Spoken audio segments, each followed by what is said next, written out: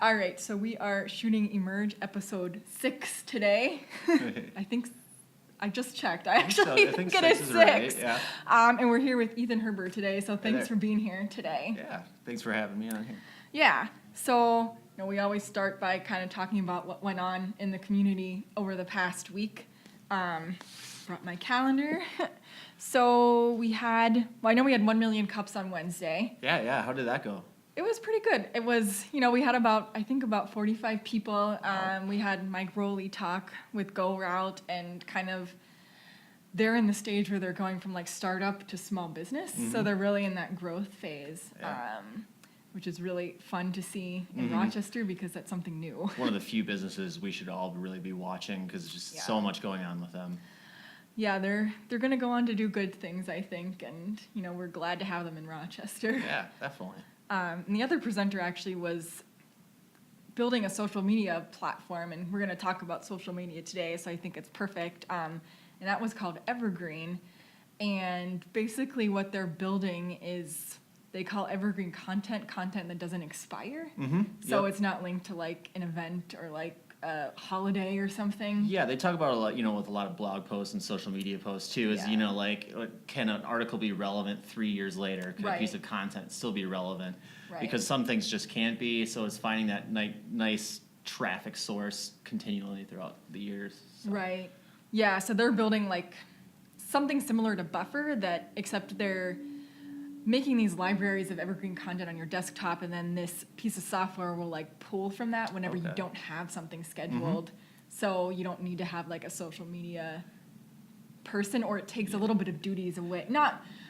It takes some like extra work away from them, right? So definitely. Lets the software pull from what they've created. Well, we all like end up in a position where we just can't think of something to post, but it's been a couple days and we know we need to be posting. So being able to pull from a different resource is nice to have. Mm-hmm. So.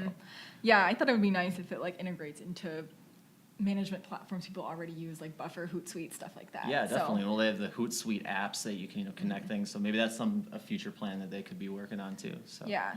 So it was interesting. It was really a range of presenters. You get high tech and then social media software though. Yeah. So it was all tech. What do we have today? Not much today. Happy hour. Happy hour. Yeah, happy hour at the Collider, which is actually pretty soon. Here. Next week I think is a pretty full week actually. I know on Tuesday the Apple keynote is happening. So I don't know if they're launching a new product or whatever, but we're going to be watching it. I think it's at noon. Should be interesting. Yeah, that'll be fun. Then Cards and Cocktails is Thursday. Thursday at LTS Brewery. LTS, yep. So. And then also on Thursday, there's a BioLinks presentation. So that's a life science entrepreneur group in Mayo, student-led, and they're bringing in Perry Hackett, who's really been involved in like genetic engineering. Pretty much one of the leaders in, I would say, the country, arguably. Wow. And he's coming in to talk about ag biotech, apparently. So they've launched multiple companies. He works out of the University of Minnesota. So I think that'll actually be pretty good. Yeah. Pretty good seminar. Sounds really interesting. Anyone interested in genetic engineering and things like that, that'll be pretty cool, and how to launch companies and spin off companies. So should be a good one. Yeah, good area of Minnesota to have that kind of conversation too. So. It is, yeah. I feel like the time for that kind of thing in like science to really advance food is something we should be looking at. Oh, definitely. For sure. I completely agree. Yeah, limited resources and all, right? Continuing limiting resources too. Right. That's the thing. So. Yeah. Awesome. So that's all I had for this week and next week. Awesome. We got a lot going on. We do, yeah. But so we wanted to talk today about social media. Yeah. So do you want to talk a little bit about what you do to kind of set the stage? Definitely. So I work for Interstate Hotels. I manage the marketing of 15 hotels around the U.S., be it Marriott, Hilton, Hyatt's. Mm-hmm. I manage a variety of digital side. So I'm an e-commerce manager, they call me. So I actually deal with everything from social media to ad placements, even diving into the television and radio side sometimes. So I help with a variety of services. Each hotel has kind of their unique needs, so I kind of fall in when they need me. I come from an agency background, so I've had, luckily, the opportunity to dip my feet into many different areas of digital marketing in the past. So, Cool. yeah. Yeah, so I thought we kind of start by addressing the question, I feel like a lot of businesses don't think they need social media. So what do you kind of say to people who are like, I don't really have the time. It's just me and one person. Like, I don't want to do this. Like, does every business need social media? And it has changed a little bit. Even 2 years ago, I would have said no doubt about it, and I still feel that way. But with there's recent statistics saying that organic reach in the past year has gone down 20%. Really? So it's really affecting people, but it's a necessary evil. I tell people is that you need to be active on it, especially on other channels. Honestly, getting beyond Facebook nowadays, we really need to start focusing on Instagram and Snapchat. Those are going to be the avenues of the future. But right now, Facebook is still one of the largest, and we still have to be pushing content out there because when we're researching things like products or services, when we were trying to make a purchase decision, a lot of people are looking for those presents. At least I know I do. Right. So being able to see that they're okay, they're active, they're going. You don't need to be posting every day like like a Marriott brand or something like that. But you need to have a consistent basis knowing that. And it's also comforting to the customers, too, is that if I purchase something that I know I could easily contact them on Facebook. Right. And I guess it's kind of an identity, too. Like, it's building the brand and, having that personal connection with people, even though it's on the web, but it's still like you're seeing, it's not static, I guess is what I'm trying to get at. Well, and that's why it's important too, is that, I think there's a big issue out there with people who do run pages, is that they are tending to promote constantly over and over again, always, something, there's a sale here, sale there. Sometimes that's totally relevant. But, like you said, it's like I want a business to be part of my news feed, not an ad interruption as you go through, be it paid or not. Right. Is that a brand needs to have personality, has to have a voice, and this is our opportunity to do that, and then that could actually grow into other avenues over time, too.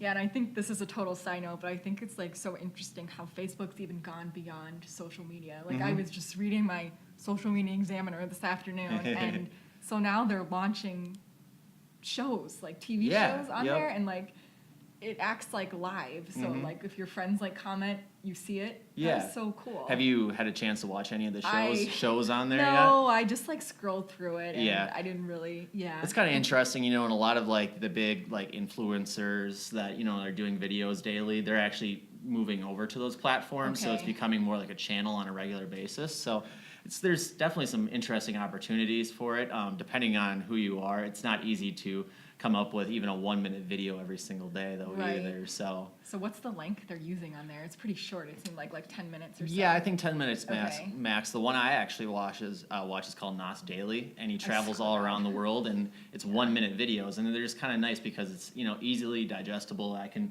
read it when I'm having my lunch break, or watch it while I'm on my lunch break, that kind of thing. So. Yeah. But I imagine it takes a lot to keep up with all this stuff. Yeah, I couldn't do it, I don't think. Yeah, but so what would you say for, an entrepreneur or a small business, what major platforms would you tell them to try and use? Yeah. So if you're a startup, you're by yourself and you're looking to get funding, honestly, the first place to go would be LinkedIn. Okay. You want to start interacting with people, it's not going to be immediately angel investors that you're going to be seeing, but start connecting with your community, and start doing the virtual networking. And start to get to know people, educate them about your product, and then start, really moving on to the Facebook and Instagram. I won't lie that Instagram is not necessary for everything. Your software as a service most likely isn't going to do as well on Instagram as a beauty blogger, or it's a lot of women on Instagram. I mean, it is. Yeah. It's the same. You're going to get the same thing on something like Pinterest as well. Yeah. There's some things that are just more visually appealing, but most likely you're going to find a lot of success in the Facebook and LinkedIn realm, regardless of your business and how active you are at kind of networking out from there too. That's a good point, because I wouldn't think of LinkedIn off the top of my head. And when you said that, and I'm thinking about, our metrics, I'm like, yeah, that's 100% true. Yeah. Because that's where people are going to read, content, too. Sometimes in Facebook, you do just want to see, your friends and stuff. Yeah. But there you're, actually going, usually with the intent of, consuming whatever. Yeah. Actually consuming rather than like scrolling through and like Oh, liking stuff. There's still the spammers on LinkedIn, and you want to yeah. try to eliminate that. Try to connect people that are somewhat close, at least. You might not know them, but you can kind of get in there. But, the biggest peril I've seen people and solopreneurs kind of do is honestly try to take on all of them at once. And I think that's the most frustrating thing, and you're probably going to fail at it, to be honest with you. Yeah. Yeah, so besides like trying to manage or tackle all of the platforms at once, like what do you think is like the biggest mistake you see from entrepreneurs trying to use social media? Yeah, and I think I mentioned it, but over promoting, I think is definitely one of the biggest instigators in that scenario. There's actually a nice ratio I've heard recently, and it's 60% you want to be talking about things within your community, either be in your local community or within your industry.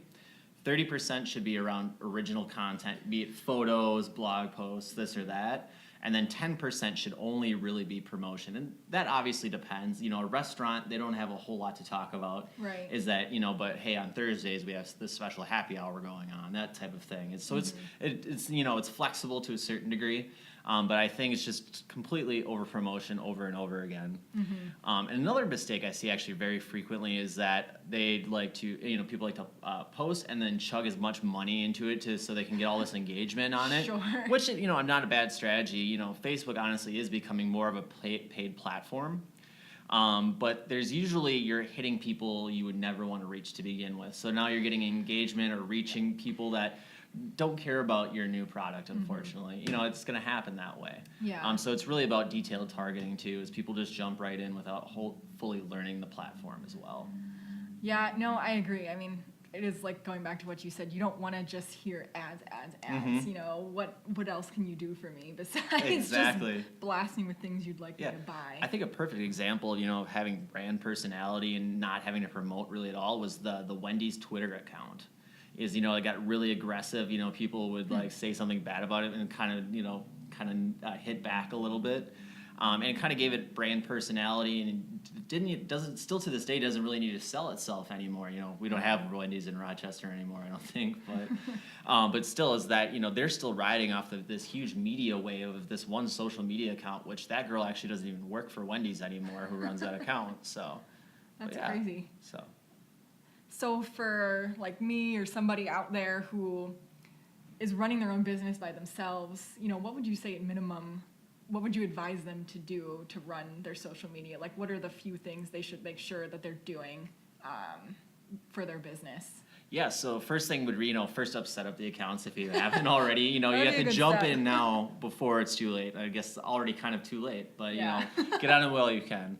And then really take a dive into your description, your about me, everything you have on there, especially if you've had your profile for quite a while, is most likely some of that information might be out of date, or maybe your mission statement's a little different, this or that too, or maybe just time to refresh some of those things. Make sure all contact information is correct, emails are there, backups for those emails, that sort of thing too. And then from there, kind of start looking at your content, what you've maybe posted in the past if you have. See what was actually really working really well, and what can you, not replicate 100%, but what can you take from this information and make a better quality post? And how can you then from there say, okay, this worked on Facebook, but how can we make this work on like Instagram? How can we make this work on Twitter? So it requires a little finesse, mixing some words, trying some new things. But I think it's really about learning how to test when it comes to social media too, is because you might have not realized that this would have worked, and maybe it didn't work a couple years ago, but giving it a second chance could be a huge opportunity. Obviously, when Facebook video was first released, it was not nearly as popular as it is now. So it's, but now it's, it's this huge platform, and it's almost becoming a necessity to be on it. So. Right. No, I think that's true too, not to just blast out content and not even know if it's working or not. Yeah. Or like try and figure out what specifically is working about it, whether it's, hashtags too, or sometimes like a huge mystery. Oh, yeah. Like what's working and what content are people engaging with, if it's a video, if it's a, I don't know, a little blog post, if it's a picture or something. Yeah, and the great thing is numbers don't lie. So right. You know what I mean? Right, It's like it's you can say something works all day, but if it's not in the numbers, that's a false statement. Right, So. right, and you can really dive down into the metrics. Like, Oh, are yeah. you like completely got lost in the Facebook ad management like a few weeks ago. Oh, yeah, I yes. spent like a whole day looking at this. I think we were just talking a couple weeks ago, you can target like income Yeah. of certain individuals. So it's scary what Facebook actually Oh, knows I know. about you. So It is, but it's a good marketing tool. I It mean, it's your is. customer base, Yeah. so you should be looking at it, Exactly. know what there is. well, and if they're willing to give that personal information, you Right. should also give those users the respect Right. of creating a good quality advertisement. Is that they've given up their personal information to be on that platform. Facebook is giving us the ability to use that information, and I think if we start abusing it, it's only going to get worse on everybody. Yeah. That's why we're not showing up on organic reach nearly as much as we used to, is because of things like spamming. Is people used to be able to push 10 posts in a day promoting their Right. products, and everybody who would follow their page was seeing those posts. Now we're not in that avenue anymore. Yeah, So that's good. It is good. It is good. Let's say, so there's a range of tools people can use, right, that are out there for free that Yeah. help you navigate all of this stuff. Yeah. So yeah, I got a couple really great ideas. We already talked about Buffer and Hootsuite. I think those are really good tools to be using. They have free accounts. You can upgrade them to a paid plan if you really feel it's necessary, but it's totally not, which is great. But I would note when using a tool like that is a lot of people start using those tools and then they never check their Facebook pages. They never Sure. check their Instagram pages. That type of idea is that so much falls through the cracks on those platforms. So just take a couple times a week, go into those pages, make sure you didn't miss a notification or a message. So Yeah. that's it's really weary because in a couple of years ago that was actually not a good idea to use something like Hootsuite. Facebook didn't like using a platform like that. They still don't let you tag Yeah. in it. Yep. So it's so we're still finding limitations. Yeah. For some of our hotels is that honestly there's still people that just use the platform right within Facebook. Yep. Too, and it works. Because they're at least active in it and they're making sure they're seeing everything. Right. Yeah. Another kind of cool follow-up tool for when you're sharing social media links. So if I'm business A and you're business B, and I really want to share a blog post from your page, Okay. but I want to make sure I'm not losing users out of this Okay. situation, there's a tool called Sniply. So what Sniply does is if I can take your link to your blog post and I can put it into this tool, Okay. and it'll actually generate a shortened link, and you can post that on social media, and what that actually does is put a CTA bar right within that blog post on Company B's website. Okay. So you can be like, interested on this topic, go check out our blog, and you can actually have a link that then links back to your website.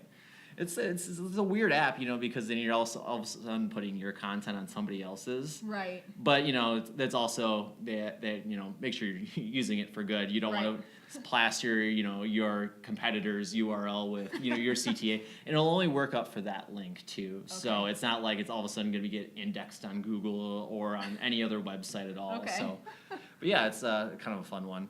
Kind of moving on beyond kind of social media, another couple cool tools that I use is especially when we're driving traffic from social media, there's a Okay. tool called Hotjar, which Okay. actually allows you to implement heat maps, which actually shows you exactly where on the page people are clicking, Okay. how far people scroll down your page so they can find out, essentially how Yeah. interesting your content is if Yeah. you're sharing a blog post.